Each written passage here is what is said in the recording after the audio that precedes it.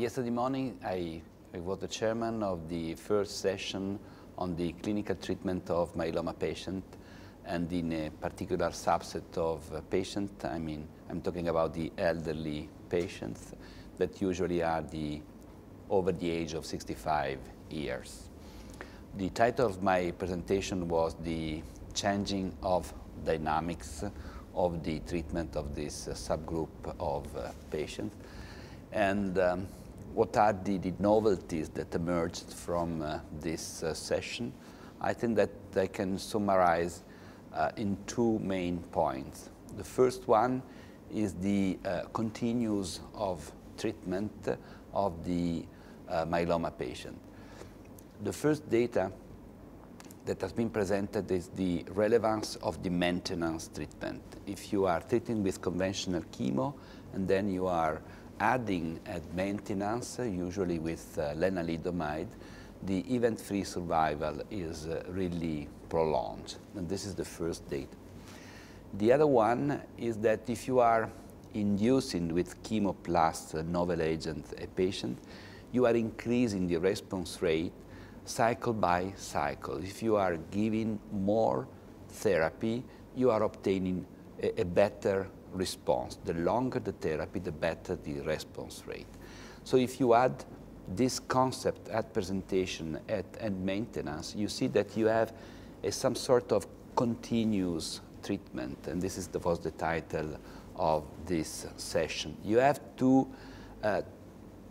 maintain in control the disease from the diagnosis to the remission. You have never to stop the treatment, and this is coming to the second part.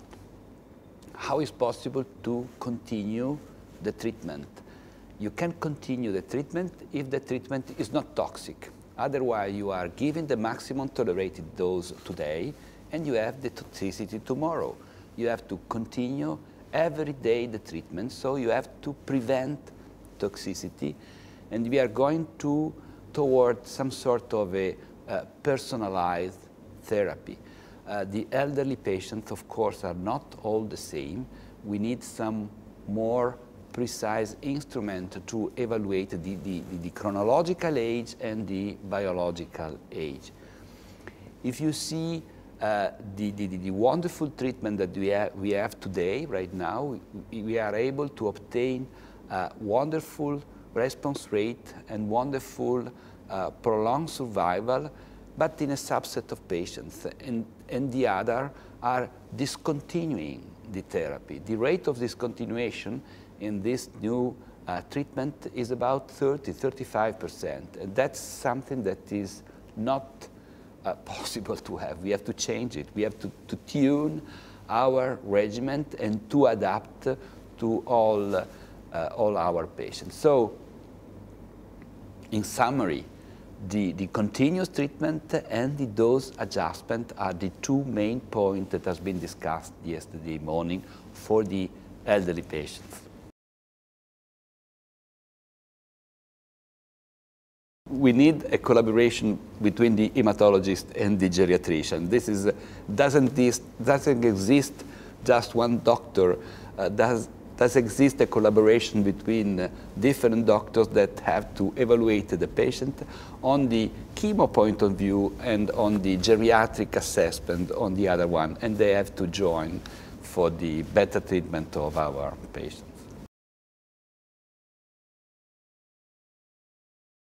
I was the chairman of let me say, the auto-transplant session, because for the elderly is the conventional chemo plus new drug, and then for the young patient we have the autologous plus the new drug as a standard treatment.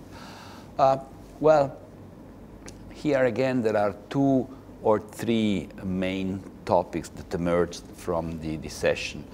The first one is that during the induction therapy, the therapy before the transplantation, the best approach is a combination of at least 3 drugs. May I say 2 new drugs and a chemo, or 2 new drugs and DEX. There are several acronyms, the VRD, the Velcade, lenalidomide, and dexamethasone, for instance, or cyclophosphamide, lenalidomide, and dexamethasone, but at least 3 drugs are required because the response rate is much better in this young subset, and if you have a better response rate before the transplant, you have a better response rate also after the transplant. So what we are obtaining before influence the response that you have at the end. This is one part. And the second other part that is really important is the maintenance treatment again, like in the elderly patient. The maintenance treatment is really able to keep in control the disease for a long period of time. And I think that for the first time in this disease, we saw statistical differences at 10 to the minus 8 or 9. So you see really the curves that diverge, and the patients that are treated, they stay up.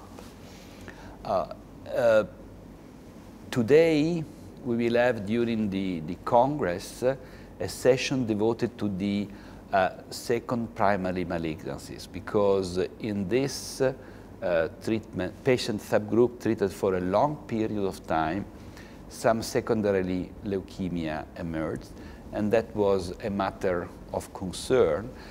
But of course, we know very well that chemo and also the new drugs are toxic. We have to balance the risk to the patient of a second cancer and the advantage that he has. Right now, we know perfectly the advantage that is wonderful.